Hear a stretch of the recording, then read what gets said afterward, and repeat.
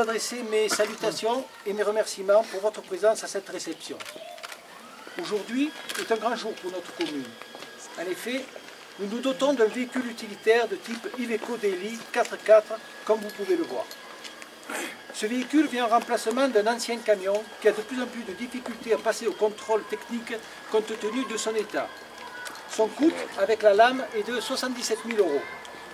Et son financement s'articule autour de diverses attributions et un apport sur les fonds propres de notre collectivité.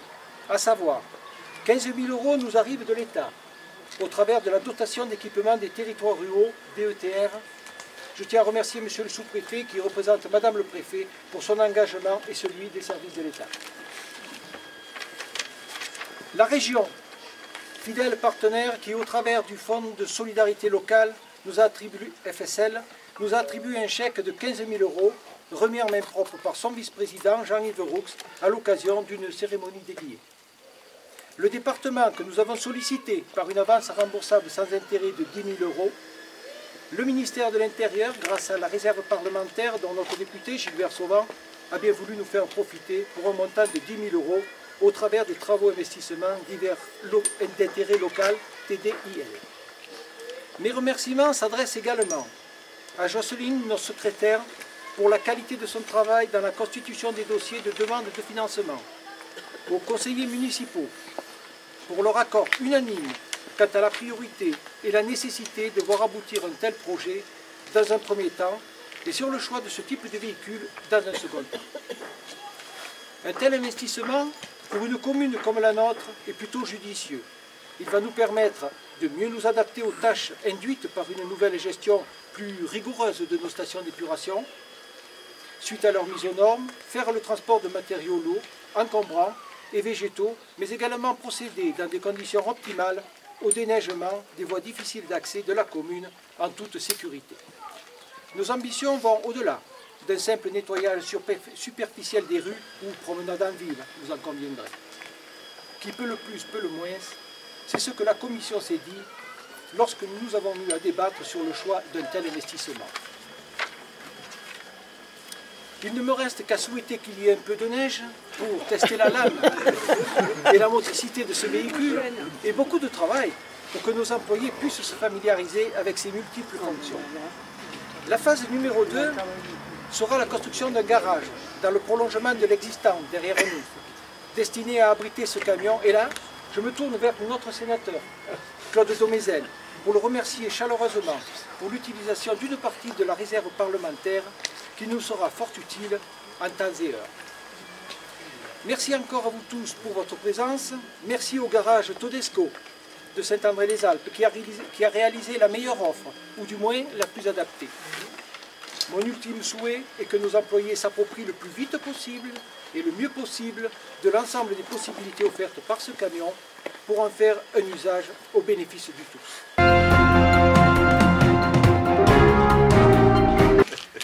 Voilà. Merci, monsieur le maire, félicitations. Je vous remets officiellement les clés. Merci, monsieur le sous-préfet. Et je sais que vous en ferez bon usage. Enfin, les employés communaux en feront un bon usage. Ça va.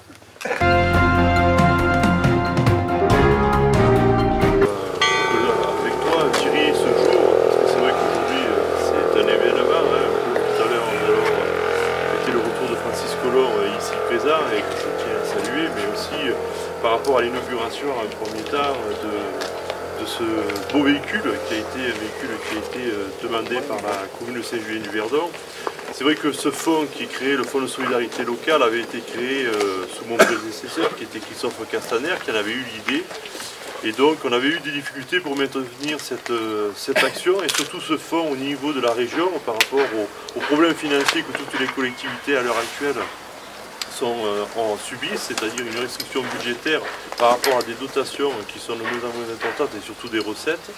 Donc la région, et par le président Moselle, a voulu maintenir ce fonds de solidarité locale qui aujourd'hui poursuit sa lancée. Donc en tant que délégué à l'aménagement du territoire, nous avons essayé de modifier le critère pour qu'on essaye un maximum des communes de notre département, parce qu'il faut savoir que ce fonds de solidarité, 80% des communes de la région PACA ceux qui s'en ont utilisés, ce sont ceux des Alpes de Haute-Provence. Et ça, c'est quelque chose qu'il faut remarquer, qu'il faut dire, parce que c'est quelque chose qui, pour moi, est très important. Moi qui viens aussi d'un milieu rural, je sais qu'une somme de 15 000 € pour un petit village ou une petite commune comme nous, c'est un soutien quand même très important. Et je veux dire, l'adjoint au maire d'Alos, aussi le maire de Saint-André, je veux dire, toutes ces communes-là ont besoin d'une aide, comme le maire de Soleillas, qui en a beaucoup profité aussi. Il a peur que je l'oublie, mais je ne l'oublie pas. Et c'est vrai que cette aide a été quelque chose de très important pour les communes, et vous pouvez croire au soutien de la région. Nous allons continuer à aider les petites communes, malgré les contraintes financières. Nous continuons aussi à soutenir le département de Haute-Provence par rapport à la convention de solidarité qui lie la région et le département à travers une dotation qui avoisine les 3 500 000 € concernant tout ce qui est au niveau voirie routière, mais aussi 2 millions concernant tout ce qui est activité de développement durable.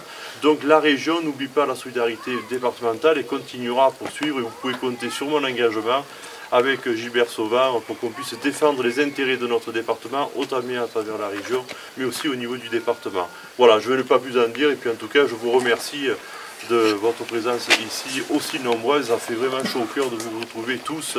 Après les vœux, on se retrouve dans des moments de convivialité qui sont les inaugurations et le retour aussi de Francis. C'est toujours un très grand plaisir d'être aux côtés de Thierry Collomb, le maire très dynamique de Saint-Julien-du-Verdon. Le maire très dynamique et une équipe municipale extrêmement dynamique. Alors bien sûr, aujourd'hui est un moment un peu exceptionnel, bien sûr, avec les moments difficiles que nous avons passés lorsqu'on parlait de Francis Collomb. Et aujourd'hui, le rayon de soleil et le sourire sont au rendez-vous parce que c'est une belle journée. Alors tu as profité de cette occasion pour finalement remercier les partenaires financiers à l'acquisition de ce matériel. Je crois que, au travers de ce que tu as dit, de ce que a dit aussi Jean-Yves, eh bien, trouver les financements d'un tel matériel, c'est pas si facile que ça. Parce que pour une commune comme Saint-Julien, plus de 70 000 €, c'est une vraie somme, quand on regarde du budget dont la commune dispose. Donc il faut trouver des partenaires financiers. L'État, bon, je crois que M. le sous-préfet a fait ce qu'il fallait, mais après il faut aussi convaincre les autres partenaires, la région. Bon, le conseil général c'est plus simple parce que nous on a une avance simplement à faire.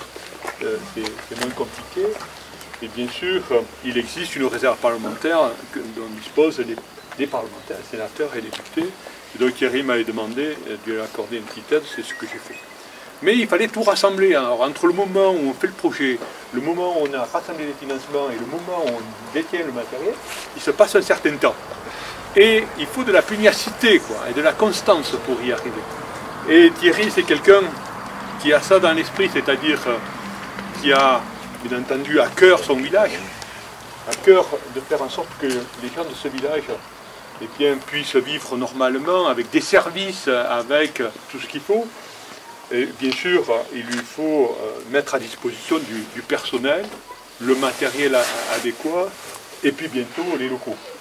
Alors parce que quand on achète un engin comme ça, finalement, quand on l'a acheté, on s'aperçoit qu'il ne rentre plus dans le garage. Non, mais c'est ça quand même. Donc du coup, il faut faire une extension du garage.